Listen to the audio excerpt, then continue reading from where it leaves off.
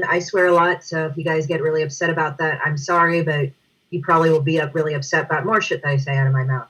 So, so my Kickstarter is going live. It's going live till the 20th. We are $10 away from frickin' some amazing rewards I'm going to announce for stretch goals. And we are trying to fund at 3,500, but I'm going to go when we hit 3K, I'm going to announce what stretch goals that we want to do and reach for. So we go for the gold. And almost 100 backers as well. Congratulations. Let's take a look at the video. Yeah. Let's start the show strong and check out this video.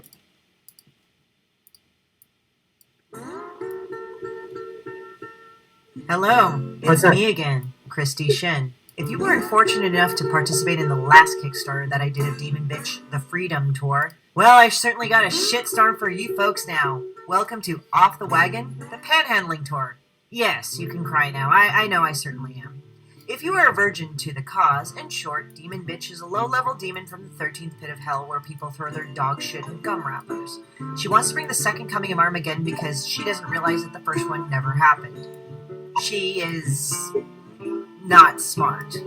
Anyway, remember that book by Laura Esquivel called Like Water for Chocolate? Well, it's kind of like that, except the recipes are shit and stories are pointless and sad. Some of you might remember this asshole from my last Kickstarter, my good friend Tony Tilton. Tony has formulated some fantastically horrible drinks inspired by the one and only Demon Bitch. You may have seen our marathon drinking binge with Raw Dog of Real Deal. That was terrible too. Anyway, Like Water for Chocolate is a great book. However, this book will be a piece of shit.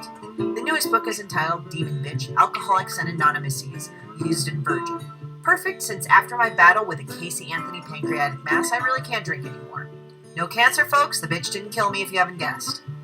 What will be included in this book is about 90 pages of bullshit. This consists of terrible boozy recipes that are meticulously handcrafted by Tony Tilton himself, horrible fucking comics of none other than Demon Bitch and her asshole friends doing stupid, mean, pointless things, shitty sketches, and lastly, more stupid fucking fan art, which has gotten more rancid ever since I've started this piece of shit. If that's even possible. And speaking of fan art, included in the rewards for this Kickstarter are prints of renderings of Demon Bitch by none other than Mary Zorlita Bellamy and Lawrence Raw Dog Hubbard. Oh, and so you've probably been wondering, who the hell am I? Well, I'm the creator of such titles as Sepulchre and Personal Monsters. See, I can really draw.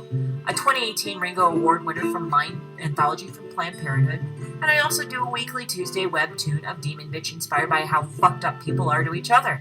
I also am a resident artist at the Hive Gallery and Studios, curated 2 shows there, I Pitied a Poe in 2018, and Faster Pussycat Kill Bill in 2019. So, yeah, I've done a lot of artistic shit.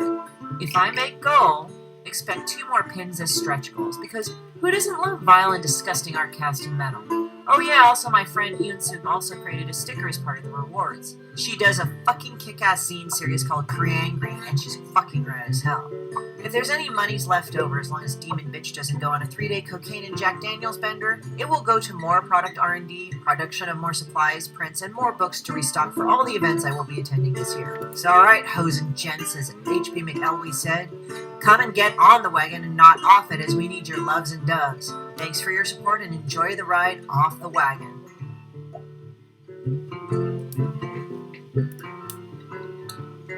Now, I said this off air, and I'm going to say it on air. I love the originality. I love the fact that you own just being you and you don't care. So I'm a huge fan. You know that. I'm always asking how I can help promote and help you when I can. Do you get a lot of flack for being so kind of out there? Because I know me being out there with the fetish book gets me in a lot of trouble. Are you in trouble often on Facebook? You know, not as much. I think Facebook tries to limit me because I have such a high reach. So they get like, oh, you're supposed to pay for that. And then they limit me on what I could post on like other groups. But then what I do is that the groups that I do admin for, I ended up posting for them anyway. So they get kind of mad at me about that. And one time I did like this thing is this is how you have sex. And it's a medical cross-section of a uterus. It's supposed to make fun of hentai porn, right? You know, where the guy finishes in her and it's like really ridiculous. So I did a diagram of that showing how stupid that was. Some people got mad at me and said, you do realize that that's not actually anatomically correct. I said, no, dude, I'm taking the piss out of it. Do you have an idea? But in a way, it's like, I find it kind of funny. Oh, fuck. Somebody oh my God, it updated. Holy shit. Let me see who did that. because that's awesome. Give him a That's shout rad. out. Well, I don't know if you're Yeah, I'm supposed gonna give him to. a shout out. I'm gonna Yeah. see who it is. Well, I got to be careful because like sometimes some people get really touchy about that. Yeah, but I will send them a thank you note. For me, I can't say the names because my book's a fetish book, so I don't say names. I can never do that because it would be the same as outing a person. So I don't know if your fan base would feel the same way, but I'm always so nervous about that. If I know them super well, like if I know they wouldn't be bothered, I'd say it. You know, like if I say, "Oh, I need to reach 69 followers. Who's going to be the 69?" And then they back it, and then I'll announce them, right? Yeah. So if it's something obvious like that, I'll do it. But if they go like, hold on.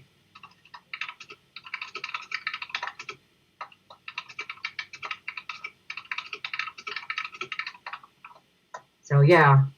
Woo! But you always send a thank you note because we were talking about thank you notes.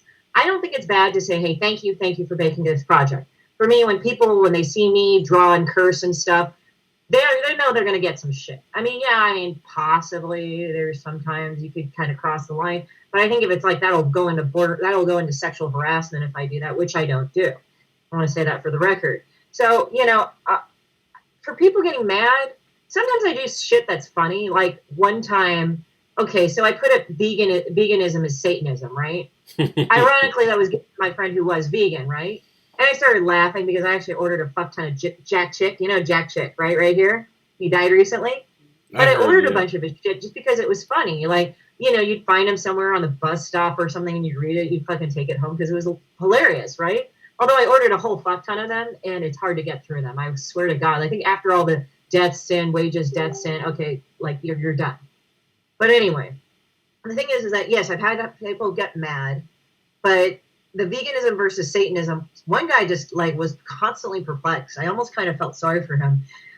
I actually had veganism and Satanism, and you probably saw that. You followed me on social media, right? Yeah, I think you even liked it. You thought it was funny as yes. I think I gave the laughing sign.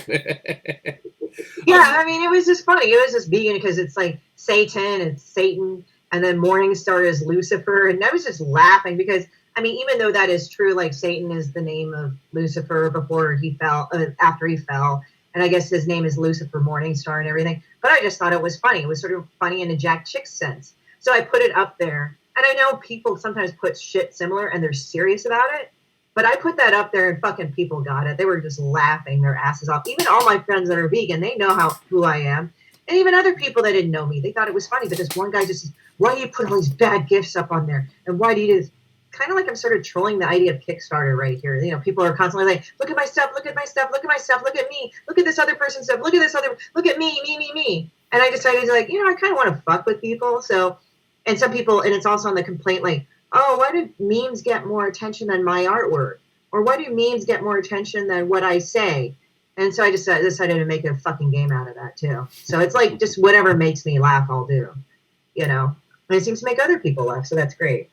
And I do think we've gotten to a point in life where we don't laugh enough. I'm a huge fan of George Carlin. I think one of the problems we have in society right now is that no one can take a joke. Everyone makes something so damn serious. So I love Kickstarters with a sense of humor. Yeah, and I mean, I think also people are very divided in this way. It's like, if you don't have the same political team or sports team as I have, fuck you, I don't want to talk to you, you're Satan.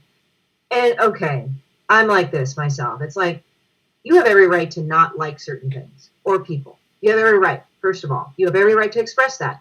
But it's gotten to the point where a person is evil and stupid and totally discounted if they like a certain thing. And that's true of 99% of things that really should have no relevance. Now, if you like Hitler, can't help you there. He was a pretty awful person. But you get what I mean. It's like, come on, use your personal judgment with this shit anyway. And just because this person likes a thing, they are so blind to looking at other things that we have created our own echo chamber in social media. Now, should I say that social media is the devil, we should get rid of it and be complete Luddite? No. To progress, we actually have to deal with difficulties in adjusting to new things. Like, I'm sure, like, people look at the car and they say, what a horrible polluting thing. That's so terrible. Like, we should go back to the days of horses. And you remember people, like, okay, you know how some people treat their cars real nice and some people treat their cars real, like, shit? Yeah. Okay? Yeah. Think about how that would be, but with horses. And then, you would have a car die in the middle of the road. Okay. Imagine a horse fucking conking out in the middle of the road, just dead. I'm sure that was a lot more lot more horrendous back then, but it was normal because people were used to it. So it's like, for me personally, I'm just kind of laughing about it. It's just like our perspectives of this situation. So it's just like, for me, I just make fun of shit that makes me laugh, because what I have noticed about my work is that it comes out and other people enjoy it because I'm enjoying myself. And I think because of that, we live in kind of a world of, like how sometimes we'll actually have things like we'll watch people play video games rather than play the video game. Mm-hmm. I want to share that experience with that person, or that hanging out with that person. Am I saying like, oh, well, that's a commentary on like how we don't socialize? I don't know, really. I just think it's a different way of socializing. I don't think that internet friends are any less important than friends that you meet in real life. Sometimes they're more genuine. But yeah, there's other times they're more fake. I think it just depends on the situation, the people involved. So when people like go on about these absolutes, I kind of laugh about it. And what I've also learned because I kind of had a brush with death. I had for you guys that don't know, I had a pancreatic tumor. I make fun of it in my fucking Kickstarter, by the way. So essentially, I had a pancreatic tumor. It took about 60 to 70% of my pancreas. It was not cancerous, but it was one of that 1% that it would have been if I'd left it in there. And it was kind of fucking with me. I'll admit it. Like, I was 30 pounds overweight. I was exhausted all the time, and it actually affected my mood. And then when they took it out, I mean, yeah, it took time to heal and things to recover, but I have a new baseline of good. But at the same time, being told you have a 6-inch mass in your fucking pancreas and most likely it's cancerous, that tends to fuck with you. And being told that you could be diabetic along the way and your life's going to change. And also on top of that, having your guts completely rearranged. No, I do not have a colostomy bag, but it's just like, I don't have a gallbladder anymore. They had to wire that directly into my small intestine. My pancreas, what's still left of it, is stuck at the end of my small intestine in a nice little package. And they had to actually cut half my stomach because the head of the pancreas shares a lot of the same circulatory things as the other bits in my stomach, the pylorus valve and all that other stuff. So that part is gone in my stomach. So everything is stuck to my small intestine, and there is nothing much more weirder than feeling your gut shift after a month. Yeah, it's got to be weird. That's got to be unpleasant. Well, I'm glad you made it out the other side. Of course, you're on the show today. And we told you about the show. The show today is us looking at some videos and you giving your opinion. And speaking of problems, Arnold's having some problems. He's Martha Schwartz's husband. Again, medical stuff. If you live in America, this is not a political statement, but mostly just the truth. The number one insurance company for people, especially creators, is GoFundMe, because they cover all of our bills when we get sick, because you can't get sick in America. I've been through it and have back injuries. Trust me, it's just true. But beyond that, we're excited about the show today. You ready to watch some videos? Yeah, let's go watch some videos. Let me actually take a quick restroom break. Yeah, go ahead. I will be right back. And while she does that, I'm going to quickly just show you guys. We'll move over here real quick while she takes the break, and we will come over here and look at the book that she works on with Madeline Holly Rosing, and she does an amazing job. She's actually the illustrator on this. We talk about this every week. This is Kickstarter for the Independent Creator, a second edition, a practical and informative guide to crowdfunding. And it's just, I have the book. Like, it's right next to me at my actual desk right now. And I flip through it and I go through it. I have things highlighted in it. It's a great book. You can get it on Amazon today. And remember, when you're watching these videos, that $1 can make a dream come true. For most creators, they have thousands of friends online. If those thousands of friends each gave just $1, a lot of times they could fund their projects. So think about that, and if you have $1 to spare, make a dream come true and help support an indie creator. Because that $1 can show support, attract attention, fund projects, support creators, and help create new worlds. And that's an important thing that we all need to be considerate of with Kickstarter. And we talked about this quickly today. I'm just going to give a quick shout out while getting it ready. Don't share your Kickstarter backer lists with any human beings if you're a creator watching this. Please don't do that. Kickstarter recently updated. Heard about yeah. I heard about that combo. Sorry to interrupt. No. But yeah, I heard about it. Oh, it's weird. I knew it was happening. I couldn't prove it. Mm. It was one of those things that we all talk. All creators talk. And I'd heard people literally telling me, hey, there's a guy who wants to trade Kickstarter lists or wants to buy my Kickstarter list. What should I do? And I would always say, don't trust them. Don't share your list. It's unethical and probably illegal to actually do that, which it did become illegal a year ago. You're not allowed to do that anymore. People have to subscribe. You can no longer just force someone onto your list. So do not be part of that mess. Yeah, because I mean, the thing is, I understand the ethicality. Like, hey, I'm going to share with my backers your Kickstarter in an update. I get that. And then you give your information, not the backers, but your information, like the Kickstarter link, your social media, right? This is my stuff, you know? Like, this is your dance space, this is my dance space, and we merge and create awesome spaces. But for some reason, like, I don't get that. I mean, I guess maybe I'm kind of old school or lame, but I never saw anything like that. That was just the weirdest to me at all. Yeah. So that's why I'm kind of like, huh? Really? It was sad news. I know, like, selling email lists is a thing, but... You know what it is? People just learned a way to make money off of Kickstarter that wasn't kickstarting. It's just the way of business. And speaking of Kickstarters, are you ready to watch Formula One? And remember, the rules of the show is if you get bored, just simply raise your hand. My job is to sit here and watch until you raise the hand. Once you raise the hand, we stop and we discuss why you think that video at that point lost your interest. Because this is, of course, to help creators see how long someone's actually watching their video. And we've had creators go as long as 10 seconds, and some have watched entire videos. I have ADHD. I'm a horrible person. 1 week I'll do it when I'm not going to be close to crowdfunding, because I start crowdfunding next week, so I don't want to stop. Oh, shit. You better go and tell me about that. Oh, you'll see it. It's here.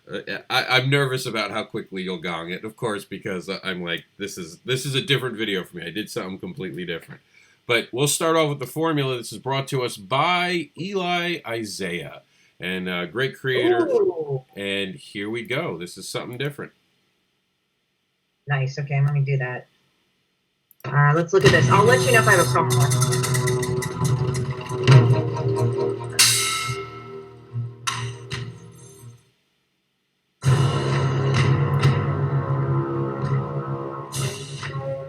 1990s Los Angeles, home of the most notorious drug kings and heroes. One night, first responders rushed to a fire downtown, a mission that quickly goes awry, killing the city's greatest firefighter and leaving his wife and sons in the care of his best friend and soon-to-be detective, Mark Bronson. 10 years later, Romeo and J. Jones grow into your average all-American teens. After a crime epidemic and a designer drug craze erupt in Bayview, Romeo and Jay take the law into their own hands as the vigilantes, Thunderstorm and Brigadier. With LAPD homicide detective Mark Bronson and Angel Rivera, the Jones brothers must find the formula to the perfect storm and how the elusive crime lord Dexter Dre pulls all the strings, or if there is another enemy waiting in the wings. The Formula is a 5-chapter police procedural / urban fantasy graphic novel written and illustrated by Frederick, Aaron, and Elijah Johnson, with colors by Hi-Fi's Ross Hughes, Alonzo Espinoza, and letterer Tobin Racicot. The big news is that the entire story, all 234 pages, has been fully illustrated already. Your contributions will be going directly towards the publication of Volume 1, which is 31 pages, and the creation of merchandise for you guys. Plus, backers will get access to behind-the-scenes content and special perks, depending on your tier of choice. We've got really big plans for the story, and the more you pledge, the more immersive an experience we can create and bring the formula to life.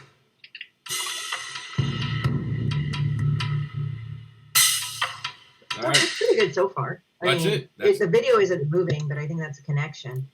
But at least the narrative seems really interesting.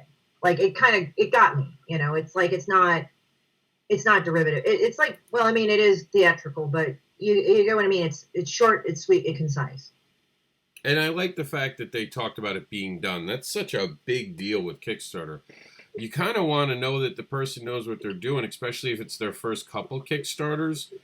So I always like seeing people talk about how done a project is, because the worst thing you can do is back a person who's on page 1. And you're like, oh, is this ever coming out, you know? Mhm. All right, so that actually made it. Are you a wrestling fan? I was into it in the 80s. Oh, then you'll like like when I this. grew up, like Hulk Hogan, when they had Hulk Hogan, the Hulk Hogan's Gang or something like that. I forgot what it was called, but it was when the WWE was the WWF, before the World Wildlife Federation sued the fuck out of them. But it was pretty good, it was fun. I mean, wrestling has always been kind of fun for me anyway. I haven't gotten into it recently. Mine is like when I was a kid and I watched it in the 80s, but the theatrics kind of stay with me. But I actually do like it. It's actually pretty cool. Now, can you see the video again? Did it unfreeze? I did. It was just weird because like it would start and then it would stop. Like it would be frozen on one image and I'd have to hear the narrative. So Well, I'm just saying, like, it's not that I have a problem with it. It's like, as I said, it's sort of like, it's annoying because the connection's being kind of weird and fucky. I don't know on which end, because I've been noticing an overall slowdown in mobile and mobile reception and internet speeds for some fucking reason lately, no matter where I go. So yeah, I'd rate that actually pretty interesting. I'd say that, yes, it is formulaic, but it is interesting. It is an interesting narrative. Sometimes the part of my brain shuts off when it says, oh, we'll do the behind the scenes. It's like, okay, stop with the behind the scenes shit, right? I don't know. I don't like it. Because I live in LA, I think I see that all the time. I also think that should be a separate video. Don't put that. Sorry, I cut you off. I apologize. No. I was just saying, don't put that in the same video. Make it a separate video. This is behind the scenes if you like that stuff. Or do something else that's different. Like, oh yeah, like this book is going to have A, B, and C, or we'll give you a complimentary print with this book or something.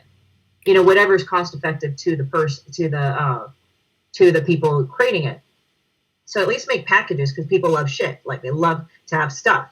And what I've learned also in Kickstarter is, like, try to put the same type of stuff with each package or similar ones. Like, for me, you know how I have a pin and books, right? Yeah. Well, sometimes I'll put the pin and the necklace in the books because it all can fit in a nice little package. But if you have like a print, you could easily slide that into the book and all that other stuff without much further cost or anything. So when I look at this, it's like, it's not bad. And electronic ones are good. So as I said, it's sort of, what I do with a Kickstarter is that I look at it as an art project. So my background is art, right? I went to art school in UC Santa Barbara. Okay. But what I learned, and sometimes I learned from all sorts of things, like from printmaking. It was art studio. That was the name of my major. So we learned everything from multimedia to sculpting to physical art to printmaking to drawing to painting. So what I learned from that, I guess now that I think of it in my takeaway, is how to package things. Maybe not in the marketing sense, but sort of in the dioramic sense. So like, think about what fun things you can do to make this into an experience, but have it make it cost effective. Well, when I was a college kid, I was broke as fuck. So of course I put together things the best way I can that was the most interesting, but we're able to fold up and be a neat little package that I could send to somebody. Not something awkward like, oh, let me give you something digital plus like a paper reward. That can work sometimes, but sometimes people don't want that. They just want a thing that they can take as a modular thing. That's why you have to kind of think that way. So I understand what they're doing with behind the scenes, but I mean, like, that's been so overplayed. For me, I think an extra print would be fine, and that sounds like it's overplayed, but make the print funny. Make the print ridiculous or something, or make the print really ultra-violent. I don't know. But people appreciate artwork. They like the behind the scenes. I'm not saying that that doesn't happen, but don't do the emphasis of behind the scenes so much. That's my takeaway. That bores me as a person, and that bores me when I create it. That's fair. One of the things I hope that don't bore you, because I love this. This is Hacksaw Jim Duggan's actual Kickstarter and comic book. So let's take a look at this. Yeah. I mean, overall, the Kickstarter is good. That's the small part I take out, but then I hear about that shit all the time. Behind the scenes look of everything. I'm like, okay, fine, But I wouldn't make that as an additional. I would make that as a side perk, but I don't know if I'd make that highlighted that as a perk. If you get what I mean. Oh yeah, that makes total sense actually. So here we go, guys. This is Hacksaw Jim Duggan, brought to us by John Crawford. That sounds like a cool one. It sounds well. How far is it funded? We don't know. We don't talk about that in the show. Oh, okay. I'm sorry. I know it showed my. Yeah, because you were the guest. We never talk because we don't want to discourage anyone from looking at it if they don't think it's funded enough. I learned that early on in the show. So here's Hacksaw. Take it away, Hacksaw. Oh, hey folks. I'm WWE Hall of Famer Hacksaw Jim Duggan. And as well as my first comic book did, they're starting a Kickstarter 2 campaign for my second comic book. Check out the adventures of Hacksaw Jim Duggan in comic book form. Tough guy, ho!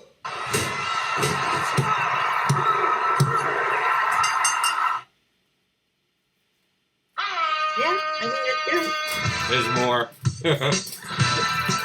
oh shit! I can't see the video. WWE. Let me see. Maybe it's something on my end.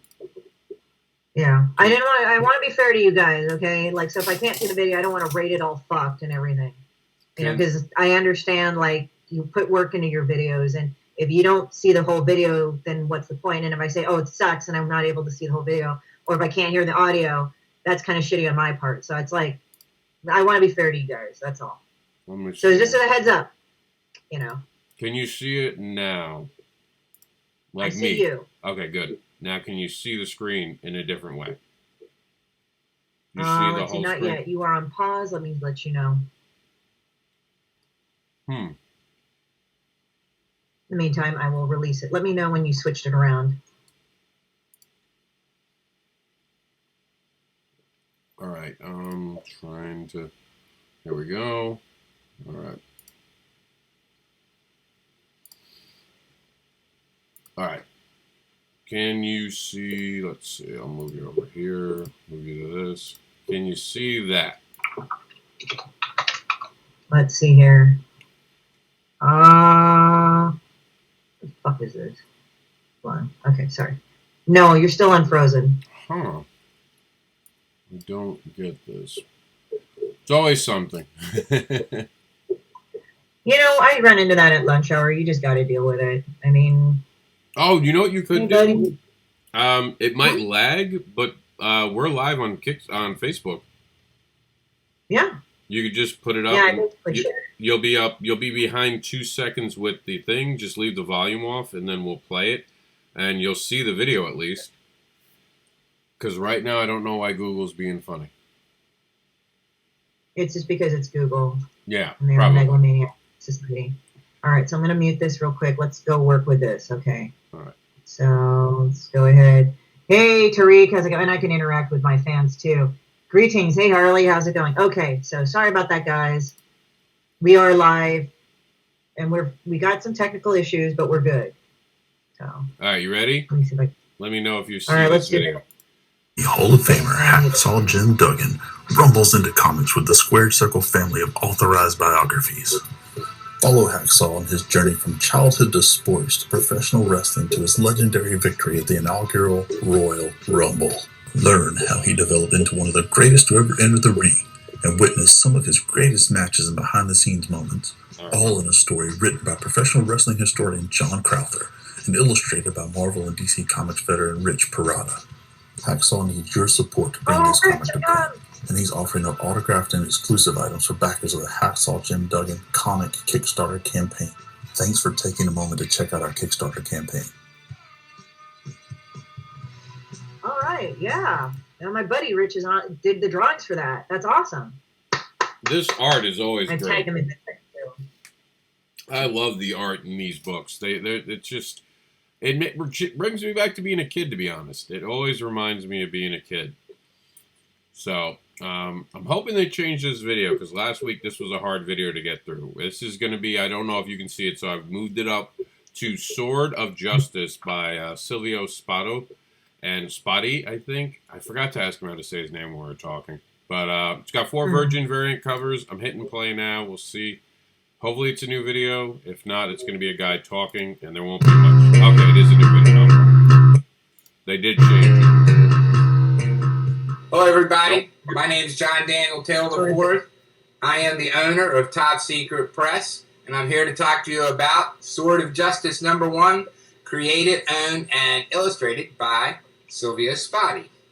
Now, I know some of you know about Silvio, and you've heard stuff in the past. I'm going to make it short and just say this. Silvio lives in Brazil, and all of that is out of his hands. I think he was too trusting and handed out stuff that he shouldn't have. It's how it goes in this business, and I guarantee you for every 10 good stories, you'll find another 10 bad that say the same thing. Unfortunately for him, he can't find anyone to help him. But we talked over some time. The more I talked to him, the more I believe his story, and I want to help the guy. I think he's got a great book. I think he's got a good talent. I think we could have a good future together, and I think a good future with you, the reader, too. I see a lot of my guys over on other projects talking about it, that you would support it. Well, here's your chance, and I'm calling everybody in on this one because I want it to be a success. I want to deliver, and you guys know I've delivered over 40 Kickstarters. It's not like this is something new. It's not my first rodeo, so I think I got it under control, and I hope you believe me too. Saying all that, please support us. Support the book. All right, go for it. Okay. My thing is that I get turned off when people say this is not my first Kickstarter. I support it. Like, I know what they're trying to do. He's trying to build trust. Mm-hmm. Like, hey, I've done it. I fulfilled it. I backed it. I've run it, and I believe the story. And the thing is that the video should be informative, yes, and should provide some background, but you should put that in the text. Like in your project. That's what I feel is there if you want to get into more detail. If he wanted to be brief, he said, okay, this guy, he had a story. It didn't work out well for him at first, but you know what? I decided to give it a chance. And you know what? It's a great story. And then go more into the story. You've only got a minute, like 30 seconds to grab somebody's attention. That's what I've noticed. So you want to make them laugh. You want to do all that stuff, but they don't need to make them laugh. You just need to grab them. And the thing is that, you're sitting at his desk and stuff, and that's fine. I mean, look at me. I'm at my fucking messy ass studio. I don't even show too much of my face in the thing. Mine is just a bunch of pictures. But what I feel is that I kind of get turned off by that because it's like there's so much yellow. There's so much of this. It's just that what I recommend is that if he wants to get more into the backstory of how he got the story, he should do it to a paragraph and just do it as concisely as possible. If he does it in the video, he said, hey, he had some issues with his story, but we decided to give him a break and let's do this. And I've backed other stories like this, and this, just give like a line of what he's created on Kickstarter that's been good. Like leave it at 2 or 3. If 3 is pushing it, I think 1 or 2 is fine. And that's how I feel about it. I kind of, after a while, I start kind of not nodding off. My brain goes somewhere else because of that. You're a lot nicer than me. And this isn't against him. I'm just talking about the time. You have literally 10 seconds to get my attention or I get bored. And we talked about this before we went on air and I've talked about it. You need to really grab me in. And when you tell me that there's a juicy story and don't give me the story, I get upset. What happened? Why did he have problems? Explain it. You brought it up. Now it's your turn. I think that's a mistake. I don't think they should. Like you said, there's that risks. The risks to the Kickstarter. You could have explained his whole story right there. And been like, check out the risk section if you want to know more about that. Or you could have made a second video. And I like art. I like art in a Kickstarter video. I get some people want to sit there and talk, but show off your art. You can get OBS for those listening and watching. OBS is a great free product. You can put up your art while you're talking. So I like his passion, though. Go on, sorry. No, I like his passion. That's it. I like that he comes off very passionate. Yeah, and I don't think that's bad. It's good to talk about it. But, when I look at the project, like the project overview, that's when you go and that's where you go into more detail. The video is just an outline. Well, it's a commercial, and I think people forget that. Here is the work. This is what we're doing, and it's fun. The Hacksaw was very good about that because Hacksaw, like we're talking about a WWE, we're setting up an interesting story. And it's cinematic, like the ones that I was able to see with a limited connection. And it grabbed me despite the fact that the connection wasn't there. Also, maybe an added thing is that I knew my friend Rich was working on it. So there you go. But, it's like this. You're there as much as creators would hate to say, but we are in this business. We have to entertain. I view Kickstarter as a way to entertain and bring more of an audience. That's what you have to do. And that's what I feel like you need to do. Like, as much as they say, well, I'm an artist. I mean, I can't do this. I'm a creator. And I'm sorry. They say, but this is your way to make your own movie. This is your way to make people laugh. This is the way how to market yourself how you want. And I know people get that mental block like, oh, but I'm not this. Okay, no, you're not. But you're creating a package anyway. You might as well go with it. So anyway, that's my critique on that. That's why I wanted to turn off the video. It wasn't that the story wasn't good or anything. When he had the artwork, I think the artwork from the different people could have been, from different artists, could have been more towards the end. Yes. He should have just come with a story, say, hey, this is a story about this is about this, the origins of this are from here. And just left it to one line or two sentence things. I completely agree. And one of the things we have, and I think you should see it on your screen now, this is going to be about a statue. So this is different. This is based on an indie product. It was part of that 100. All of us were trying to make 100. So let's see what you think about a statue on Kickstarter. Here we go. Hi everyone, this is Richard Boom, and I'm sitting in front of a statue. And yes, this is my next project, a statue of the mummy. Here you can see the mummy, the prototype of the mummy, in all its glory. Yep. It was based on this image here by Eric Bassadua. And Eric Bassadua did me a real solid with this amazing image. And at one point, Vincenzo Cucca, the artist in Italy, made me this prototype.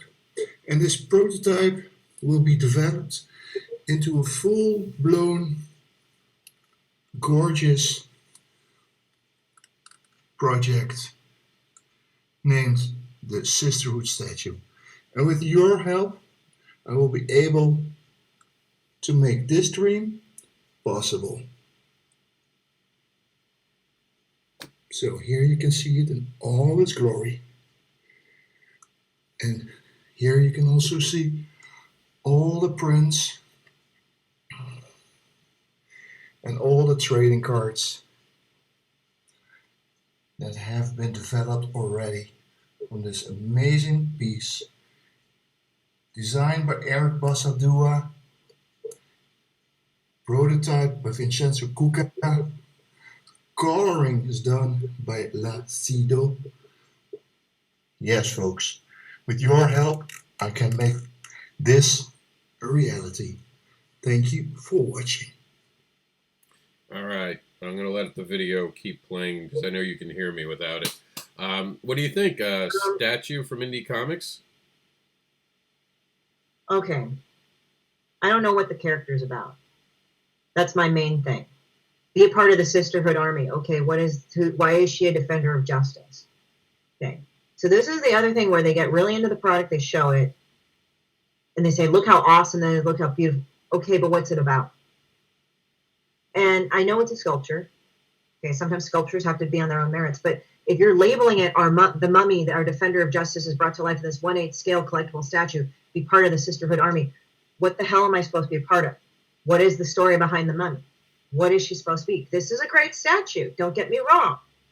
But I think the marketing's a bit off because you're not telling me the other shit. Like, what's the defender of justice? What's the Sisterhood Army? If you put in a little bit of a blurb of that and then you go into it, that'll be that. All he needs to do is put in like maybe 30 seconds to a minute of, hey, this is the statue. This is a statue created by my character, whatever it is, right? And this is what, in short, the mummy is this. And it's awesome. It's done by this. We're planning to do A, B, and C with that. And here's the thing. If he could show, and he shows the prototypes, which is great. That's good to have a prototype. But how big is it supposed to be? It says 1/8 scale. It's like 8-inch mummy statue by clicking here. But what's it about? I mean, because the thing is, I know he's probably trying to do the thing where it's like Boris Karloff, you know, the mummy and all this other things like the old genre. But for me, it's like if I'm watching this video, I don't know what the fuck it is. I don't even have a basis in that. You look at that, you're like, okay, what's if you're adding other titles to it, the Defender of Justice or the Sisterhood Army, you know, what are you trying to do? Like, I understand, like, it's a Japanese company, and I'm probably pronouncing it wrong, Koyobutaka or something. They did like the horror series, but all the stabbers and slasher protagonists, but as sexy women, like Freddy is like, she's all sexy, but you know it's Freddy, right? So, but it's like supposed to be Freddy Krueger. It says Freddy Krueger on it. So there's enough of a fan base in Freddy Krueger or aka Nightmare on Elm Street or Jason and all that, so you know, like, iconically what they're associated with. Now, if you're saying the Mummy statue, I'm thinking of the Mummy by Boris Karloff, and he's doing this all sexy, which is great, but he's adding Defender of Justice, the Sisterhood Army. What are you talking about? Would you be surprised to And find you're out? thinking, Would you be surprised to find out this is based on a comic book?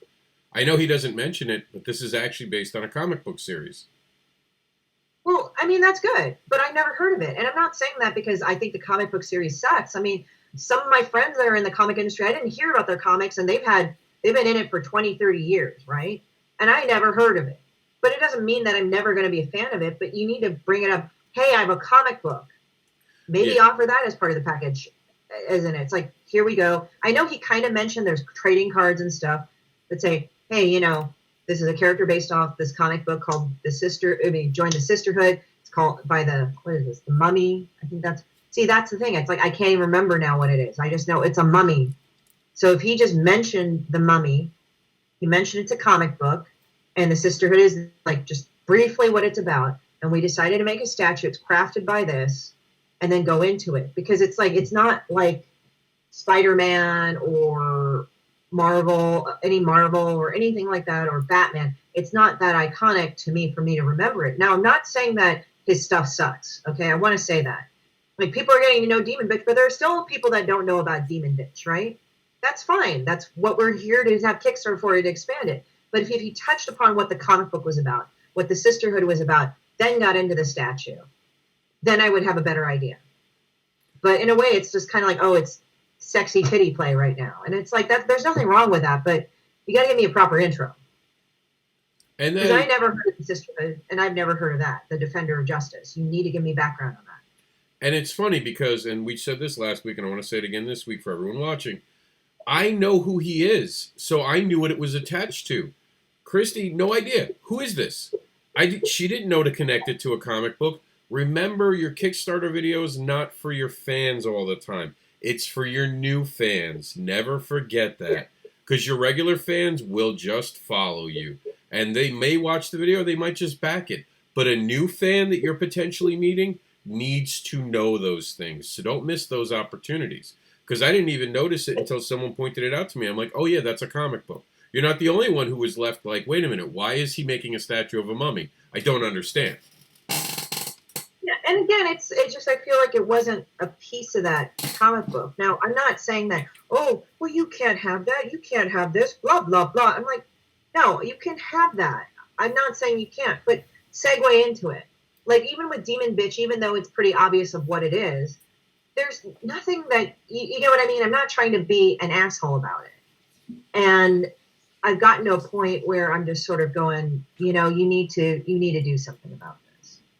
Oh, And I need to have a follow-up. I need to have an idea of what the hell we're talking about. And I think that's what's important about this show is that we are showing creators. And in a lot of ways, we're starting to build almost an idea of, well, this is how a video really should be. By having all these different creators sitting and talking with us. Now, this one I think you might like. This is the Blind Tiger. It's a Dusty Bunny Mafia comic collection. We'll see what you think of this, because I believe this is very humor-driven. Uh-huh. All right, come on. There we go.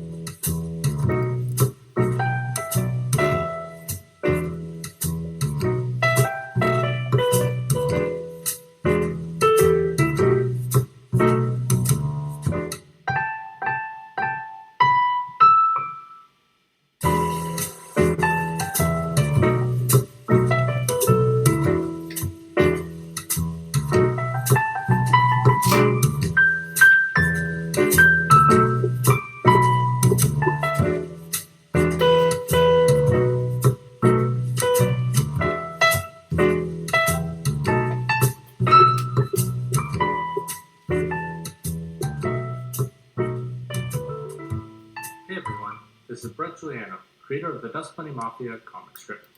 The Dust Bunny Mafia is a newspaper-styled comic which has over 650 strips in its archive.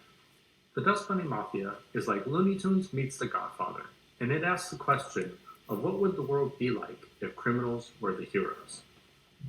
I am coming to Kickstarter to raise $6,000 to fund my next comic collection, The Blind Tiger. The Blind Tiger is a 132-page, full-color comic collection in the same vein as Garfield and Calvin and Hobbes. Last year, with the help of 47 backers, I funded my first Kickstarter for Based on a True Story, a Dust Bunny Mafia mini comic collection. This year, I'm back with a bigger goal to fund the printing of my next comic collection. The book is 99% complete, and the last page is where you come in. Last year, when I ran my Based on a True Story... All right, Christie, I have to tap out on this one. I feel like this should have had it at the very beginning of the video. I think the fact that he made me wait this long and made me read all that stuff, I can't sit through it anymore. And I know you have places to go today, and I don't want to hold you too long, so... No. No, I just realized when I saw the time, and I was like, fuck. So my apologies to this guy, but I would agree. Okay, first it started off like funny. Like it had a little bit of mood music. I was like kind of laughing at the pictures and shit. So that got me hooked in. But the thing is that it's like, okay, tell me what the story is. Okay? Or just saying, hey, what would happen if we had a world with no sugar? Like sugar was illegal, right? And then you go into the story. It's like kind of based off prohibition. I know what it's trying to do. It's an allegory about prohibition. That's what I got from the video. But just say, hey, we're about gangsters. And, the thing is that he doesn't need to put his face up on there like a video. I think people are pressured to shoot a video of themselves. Wow, that's helpful.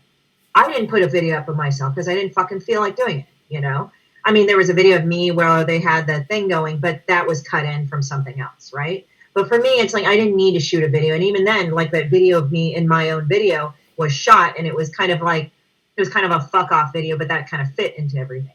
This, it's like, okay, like, hey, this is a story about this. This is a story about that. Let's go do this story and everything. And what ends up happening is that, it's like based off prohibition. And he should have left it. Mine kind of broke the rules. Mine was about 3 minutes. But just make it like that. But if it's kind of an atmospheric thing, I would say probably a minute or 2 minutes. Like, was this like more than a minute or something? It felt kind of longer than it. I believe it tops in at 3 minutes and 50 seconds, which is death to me in a commercial. And people have to remember this is a commercial. And the minute you put up writing, I'm ready to tap out. I don't want to come to Kickstarter to watch a video to read. I would read your about section. The about section will move faster for me. So moving on quickly, because I want to get as many of these under the belt as we can before you have to go, because I know that you're busy. I know Kickstarters take a lot of time. Niobe Bright Right is on Kickstarter. No video to watch, just a heads up to everyone. Broke down in 4 dead bodies. This is from Travis Gibb. I believe you know Travis Gibb. So yes, you will have a shower on Thursday. Yeah, so let's check out the Broke Down in 4 Dead Bodies video. And again, sorry for the time delay on the videos.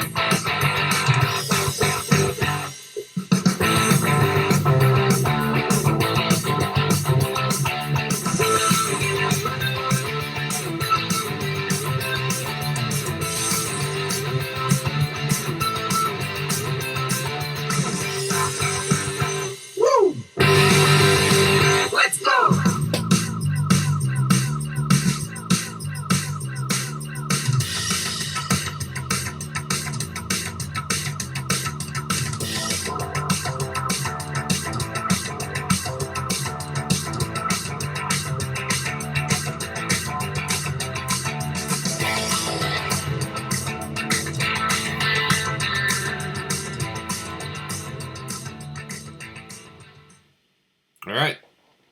You'll see a couple more images going. I really like what did you think of that artistic, like, coming alive, like the bleeding art, I guess is the term for it, right? I guess so. I mean, I know some of the bleeding art. I know some of the terms. He took a risk, and I got to say it won for him. Because the thing is, I got to watch it till the very end. It just gave you an overall segue of the story. You didn't have to talk. And like, it just got you like, oh, so this is how it goes. This is the flow. You actually got shit done on this story. So even though it's a risk that he took to do this, I think it worked. And then it's like, shit, I want to read more about this. So you go down and read it. So he did it in a different way. Usually like Kickstarter is like this, and this is the information. And if you want to read more, go down here. He didn't do that. He just started it off as like kind of a preview, did a little bit of a visual thing. And then it's like, God, I want to read more. That is not easy to do. Well done, Travis. Do you know Austin Janowski? He's been around for a minute. Janowski? He sounds familiar. He's a pretty good artist. Oops. For some reason, my whole screen just went crazy. There we go. I'm trying to play the video now for you guys. This is going to be Zombies Were Human Too. And here we go. And this is an interesting one because, mind you, this is also a movie. Zombies, we are human too. It's a concept I actually came up with 10 years ago when I met the first main zombies for The Walking Dead. We were at a comic book show, and I thought, wouldn't it be interesting to find out what kind of stories of who you were before you became zombies? Well, 10 years later, here we are. So the idea behind Zombies Were Human Too is you have 3 kids that are out foraging for food, and they get spooked by zombies. So to escape them, they run into this old abandoned warehouse where the youngest of the 3 is freaking out. So to calm him down, the older 2 look out and start picking out zombies that they get making up funny stories about them, who they were at the outbreak, how long they lasted, and how they died in a very funny way. This is going to be a 100-page graphic novel with the main story, and then we're going to have short stories feeding into the actual story itself. And we have great art teams, writers and artists that will depict these short stories, and that's how we have our graphic novel. All right. You're just going to see a couple more images, but that's the Kickstarter itself. A lot of great people involved in it. What'd you think? Okay. This is what's interesting about this video. It almost lost me because when he said, 10 years ago and this and this and this, and I'm like, okay, I might almost want to switch it off because when you start going like 10 years ago, blah, blah, blah, it starts getting boring, right? That's usually an instance of boring videos. But then he actually flipped it around and said, okay, these kids get caught by zombies and this is what happens, right? You know, they start making stories about them. I'm like, okay, well, all right, that piqued my interest. Now, would I have cut it a little bit differently? Probably, yeah. It's kind of hard to say because I would like to say that if he had just said, you know, this comic book's a story about kids being trapped 10 years ago in the zombie apocalypse and blah, blah, blah. And, you know, he says what he says about them. And then he says, yeah, 10 years ago, you know, zombies first came out and blah, blah, blah.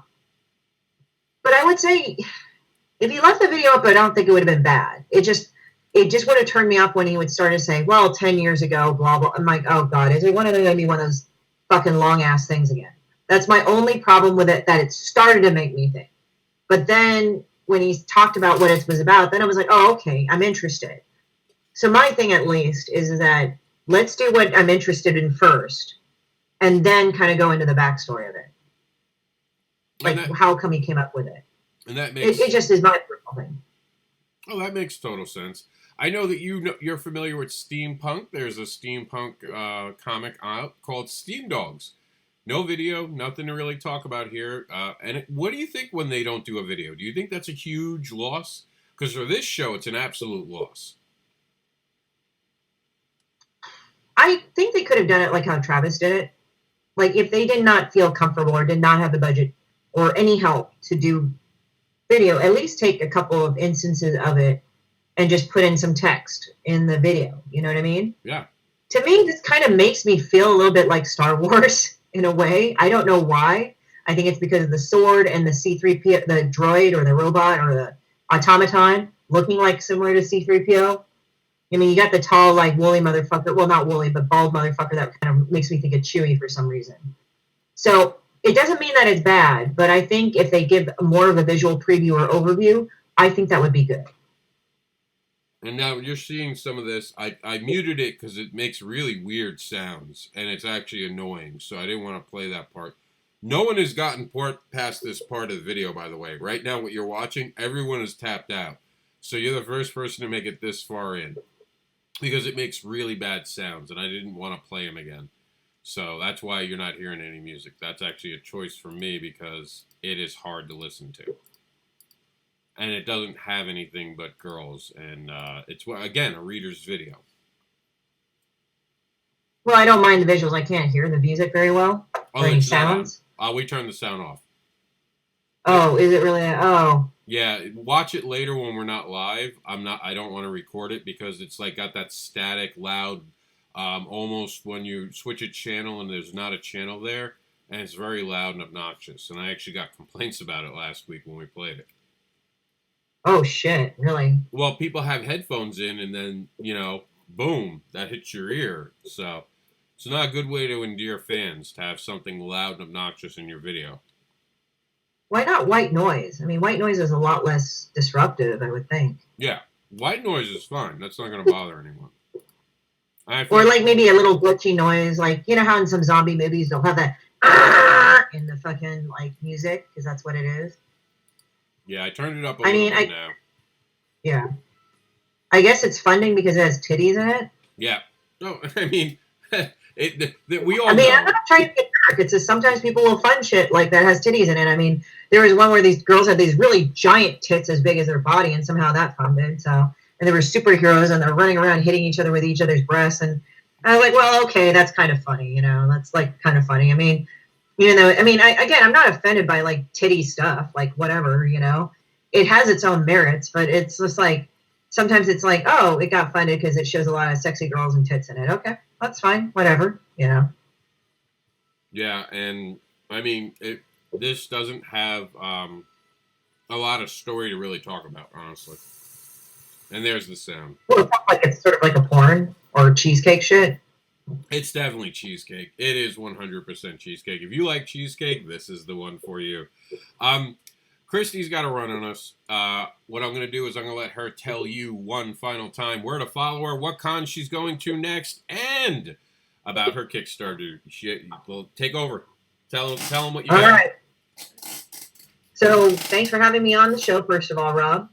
I will be on Kickstarter for until the 20th of February. Sorry, it's been a long day already. I woke up at 5. So I got that going. And then I'll be at Twitch LA event, the Twitch LA event at the Hungarian Alliance, Cultural Alliance Center, I think. That's in Los Angeles. I'm part of the Twitch LA neighborhood.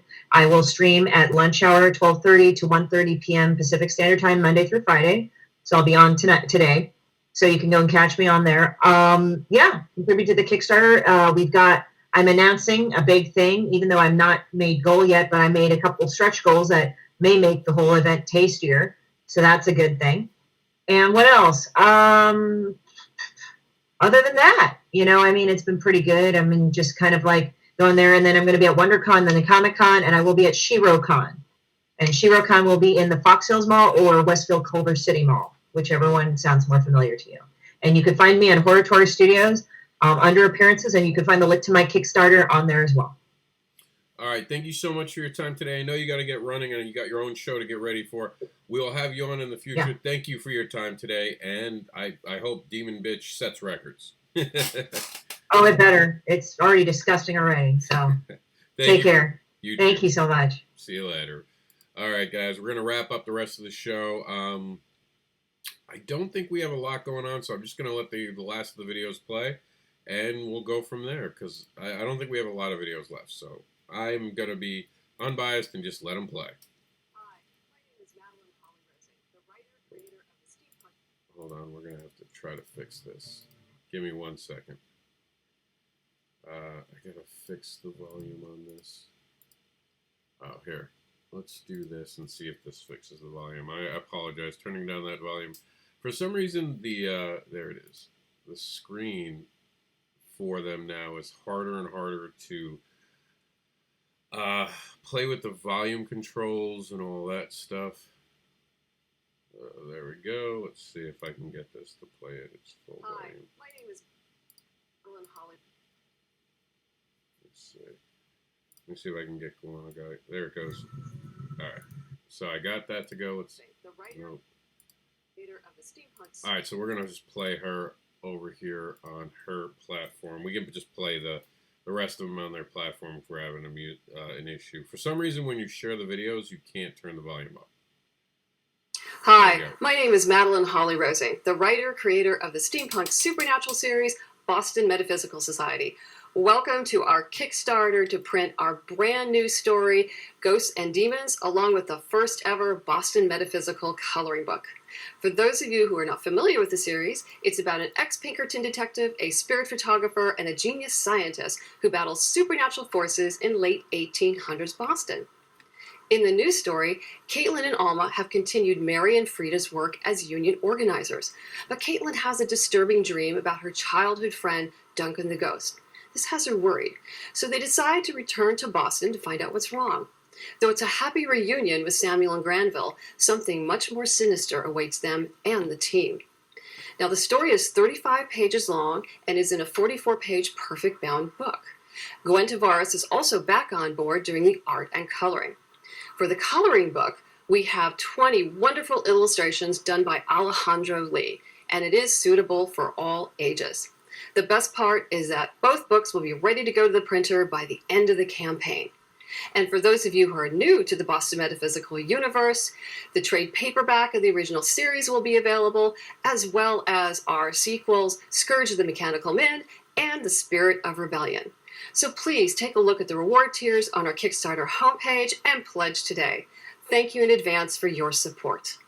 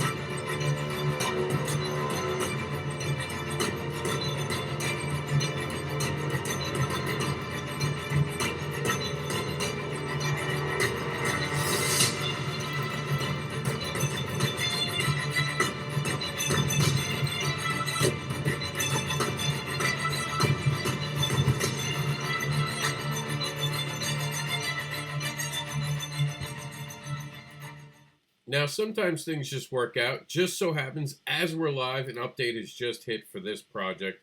So here we go. We're going to head over to the actual update, and hey, let's read more. Check this out. I'm going to read it for Madeline. Let's hope I don't screw it up. Once again, you have me in awe. You are the best backers ever. Thank you. Not only have we reached another stretch goal, but I have a very special new reward tier for you, and it's chocolate. Ooh my, take a look. Designed specifically for Boston Metaphysical Society by Belly Monde Chocolates. Belly Monde Chocolates in Connecticut. I bring you the limited reward tier, 10 of 4-piece chocolate-covered vegan caramels adorned with edible printed yellow gears. 68% dark chocolate. I love dark chocolate. Single origin of Madagascar. Organic and vegan. Coconut cream. Ooh, my. Fresh vanilla bean. I'm getting hungry just reading this now. And sea salt. I've never gotten hungry at a Kickstarter, a crowdfunding report, I should say. And it's a 3-ounce chocolate bar of hard caramel apple, which is used as mosaic throughout this shareable bar with spices. From Spice Mill TM, trademarked, a local Connecticut spicemonger. I like that. The tier includes a signed copy of Ghosts and Demons, and our new stretch goals also have 3 new bookmarks featuring characters from the story like Duncan the Demon and Alme. They will be UV coated so the colors pop. I dig that, man. Look at that. How cool is that? I'm kind of glad that we had that issue because we got to see the update and I was able to see it. So let's move on to our good friend Guano Guy. He was on our show just recently. Guano Guy, issue number 2. Hello, and thank you for finding your way to the Guano Guy Kickstarter. This is the second one to have been done on Kickstarter. Now, this isn't the second Guano Guy comic. We're already on the 6th issue, but hey, it's Guano Guy number 2 because we've got some funny numbering orders before this one. But anyway, Guano Guy number 2 is going to be a very fun project. 40 pages. They're all drawn except for one page, waiting on one last page. Lettering's already in process. Coloring is in process. It's over half colored. Books definitely guaranteed to be delivered. There's no chance you're not going to get your book. Everybody got them last time. They're definitely going to get them this time. So you can rest assured. If you help back it, you're getting your stuff. Plus, again, want to get you those stretch goals. Now, I'd like to read for you a little piece of my favorite part from issue 1, which I think was quite fun. Some muggers have cornered a jogger, and while most heroes would jump in to the fray to save him, Guano Guy takes a little less direct route.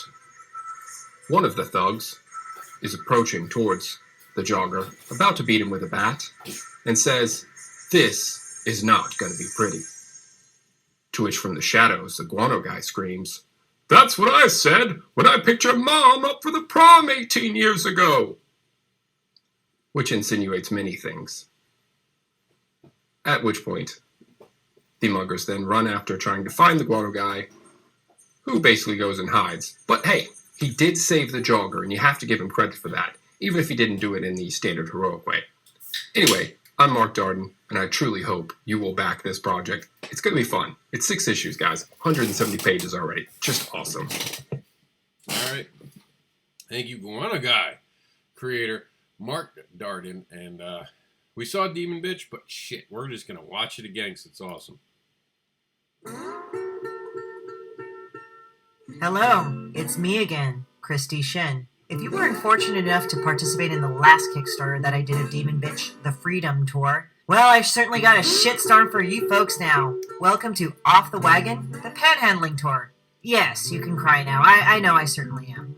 If you are a virgin to the cause, in short, Demon Bitch is a low-level demon from the 13th pit of hell where people throw their dog shit in gum wrappers. She wants to bring the second coming of Armageddon because she doesn't realize that the first one never happened. She is not smart. Anyway, remember that book by Laura Esquivel called Like Water for Chocolate? Well, it's kind of like that, except the recipes are shit and the stories are pointless and sad. Some of you might remember this asshole from my last Kickstarter, my good friend Tony Tilton. Tony has formulated some fantastically horrible drinks inspired by the one and only Demon Bitch. You may have seen our marathon drinking bitch with Raw Dog of Real Deal. That was terrible too. Anyway, Like Water for Chocolate is a great book. However, this book will be a piece of shit. The newest book is entitled Demon Bitch, Alcoholics and Anonymouses, Used in Virgin. Perfect, since after my battle with a Casey Anthony pancreatic mass, I really can't drink anymore. No cancer, folks. The bitch didn't kill me if you haven't guessed. What will be included in this book is about 90 pages of bullshit. This consists of terrible boozy recipes that are meticulously handcrafted by Tony Tilton himself, horrible fucking comics of none other than Demon Bitch and her asshole friends doing stupid, mean, pointless things, shitty sketches, and lastly, more stupid fucking fan art, which has gotten more rancid ever since I've started this piece of shit. If that's even possible. And speaking of fan art, included in the rewards for this Kickstarter are prints of renderings of Demon Bitch by none other than Mary Zorlita Bellamy and Lawrence Raw Dog Hubbard. Oh, and so you've probably been wondering, who the hell am I? Well, I'm the creator of such titles as Sepulchre and Personal Monsters. See, I can really draw. A 2018 Ringo Award winner from Mind Anthology from Planned Parenthood, and I also do a weekly Tuesday webtoon of Demon Bitch inspired by how fucked up people are to each other. I also am a resident artist at the Hive Gallery and Studios, curated 2 shows there, I Pitied a Poe in 2018, and Faster Pussycat Kill Bill in 2019. So, yeah, I've done a lot of artistic shit. If I make goal, expect 2 more pins as stretch goals, because who doesn't love vile and disgusting art cast in metal? Oh yeah, also my friend Yoon Suk also created a sticker as part of the rewards. She does a fucking kick-ass zine series called Koreangry, and she's fucking rad as hell. If there's any monies left over, as long as Demon Bitch doesn't go on a 3-day cocaine and Jack Daniels bender, it will go to more product R&D, production of more supplies, prints, and more books to restock for all the events I will be attending this year. So alright, hoes and gents, as H.B. McElwee said, come and get on the wagon and not off it, as we need your loves and doves. Thanks for your support and enjoy the ride off the wagon.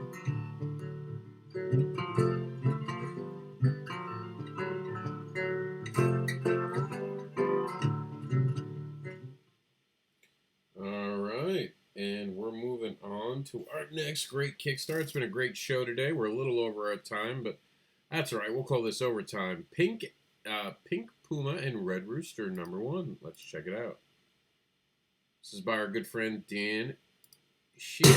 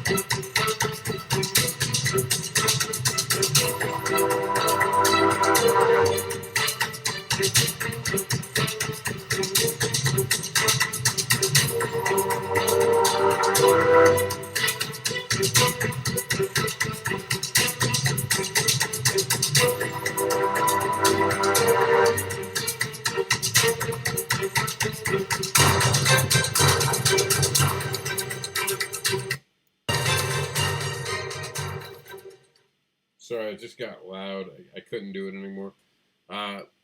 Again, this would make me lose interest just because there's not more to it. It looks well done, though.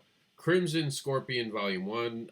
Crimson Scorpion's early adventures collected together in this first time ever 72-page graphic novel. And you guys can back it by clicking right here. Meet the Unusuals, so check it out. I'm part of this project. That's right. Super cool. So that means you have to pay attention, and no one should ever stop this video. Hello there, and welcome to my Kickstarter page. My name is Claudio Gerardo. I go by C. Gerardo. I am a graduate of the Joe Cooper School of Cartoon and Graphic Art, Inc. Shortly after graduating, I began working as a freelance illustrator, and then started having gallery exhibitions of my paintings. A couple years ago, I got back into comics, and began doing an experimental webcomic I called Untitled. During that time, Untitled got a lot of favorable reviews. I also began contributing to some anthologies. The most notable one is the 27 Club by Red Steel Media. And in 2016, the 27 Club got a Harvey Award nomination for Best Anthology. I'm coming to you because I'm asking for your support to publish my comic, Meet the Unusuals. Meet the Unusuals is an experimental surrealistic adventure comic with a color cover, but it will be published in black and white. I came up with the idea, the characters, and the concept, and I teamed up with Mr. Anderson, who wrote the story and fleshed out the characters to give more depth. Mr. Anderson, or Rob Anderson, is the creator and writer of And They Call Us Monsters, in which I'm the artist of. Mr. Anderson also publishes Written Since Comics and has a website called Indie Advocates, which helps advocate for independent creators. The story starts with a narration by Harrison Ripley, who happens to be the grandson of Robert L. Ripley, famous for Ripley's Believe It or Not. He tells a story how Robert Ripley fathered a child. That child went to America. He eventually got married and had his own child. And the child, Harrison Ripley, became an adventurer and treasure hunter. and he got stranded on a deserted island where he met an unusual dog. Now, the premise of the story basically is, what if ordinary people had unusual abilities? But we're not talking about somebody getting superpowers, making themselves a costume, giving themselves a superhero name, and due to marketing, they don't die, or if they do die, they become resurrected. We try to keep the story more grounded in reality. So there are no superhero costumes, there are no superhero names. The ages of the characters range from 26 to 53, and if they die, they die. So as Harrison continues telling his story, he tells about how he meets these unusual people. And these people and Harrison are then thrusted in a situation where they are forced to, literally, save the world. In a way, you could say that this is a combination of Doom Patrol and the X-Men. I imprinted this comic myself, but I realized later that I'm short in funds. And the $1,000 is to help cover half of my printing costs and to pay the editor, Chuck Pinot, who also happens to be the editor for And They Call Us Monsters. Anything extra that I make will be used to pay either for a top-notch letter or to go with a higher quality of print for the comic. But at this point, all I'm looking at is $1,000. I am also willing to do commission work, whether it's black and white or paintings of any character you wish. And I'm talking about Superman, Batman, Spider-Man, Scarlet Witch, any of those characters you wish. In conclusion, I want to thank you for your time. I do ask that you do support my comic, Meet the Unusuals, and let's get started. I am super excited to be teaming up with him once again. Very, as you can see, talented, creative artist. The art is deliberately in a unique fashion, and I like things that are out of the box. So I'm thrilled about this. And something I'm also thrilled about, and I haven't seen this video yet. We're going to see it together. New York versus the world. I'm from New York. Let's see what happens.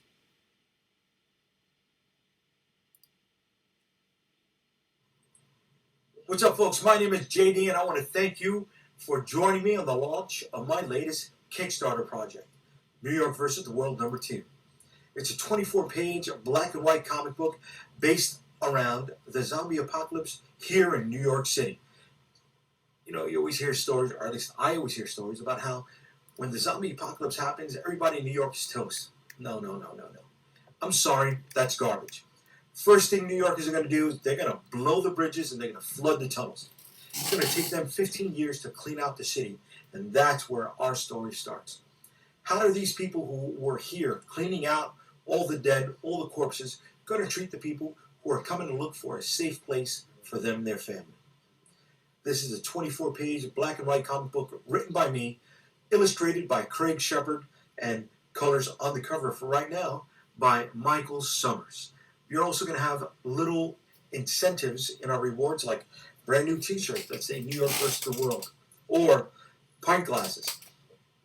Some people like to call them championship shot glasses, but let's call them pint glasses right now, branded with the New York versus the world logo on the mug. I hope you join us, and if zombies are your bag, or if you know somebody that is into zombies, please share this project with them. I think that's cool, and it is an interesting approach. I do think New Yorkers wouldn't just let them come on over, to be honest. I'm kind of with them on that. So, here we go. Let's see what's next with the Genesis comic book. This is on Indiegogo, so let's check it out.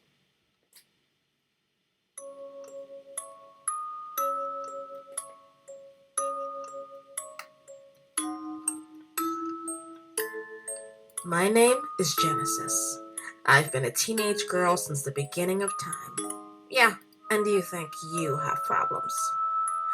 It is my sworn duty to the heavens to observe and only observe the history of humanity's time on Earth. But there are times I feel I can no longer just watch.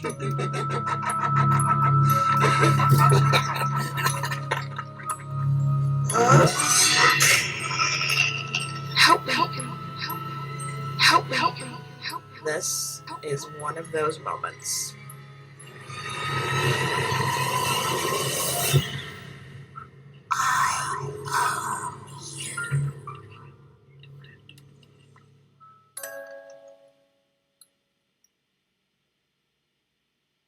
All right, I like that. I dig it. I like the art in that. And Aurora, issue number 1 by Tom Repke, is on Kickstarter. We don't have anything more for you to play. No video on that one, but we do have a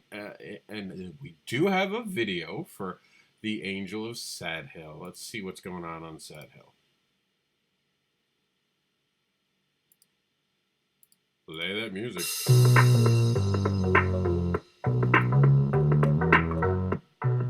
Hello, my name is Peterson, and I am the creator, writer, and artist of The Angel of Sad Hill. It's a comic book project that I'm doing with a couple of friends, and I'm taking it to Kickstarter to raise some funds. A little bit about myself: I've been drawing since I was 4 years old, and I had never stopped drawing. I went to the Kubert School. I graduated there in 2016, and I've had this project in my head ever since then.